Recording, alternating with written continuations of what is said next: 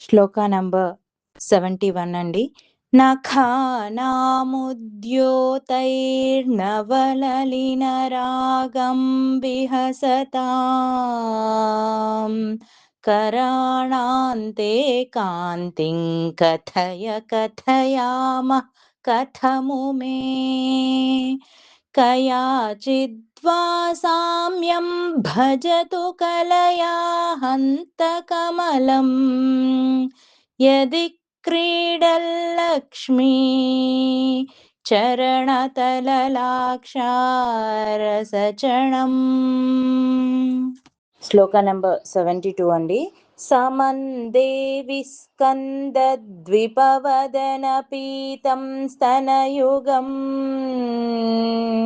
తవేదన్న ఖేదం హరతు సతతం ప్రస్నుతముఖం యదాలోక్యాశంకాకులితహృదయో హాసజనకః స్వకుంభౌ హేరంబః పరిమృశతి హస్తేన ఝటితి.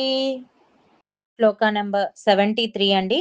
అమూతే వక్షోజావమృతరసమాణిక్య కుతుపౌ న సందేహ స్పందో నగపతి పతాకే మనసినః పిబంతౌ తౌ యస్మాదవిదిత వధూ సంగరసికౌ కుమారావద్యాపి ద్విరదవదన క్రౌంచదళనౌ.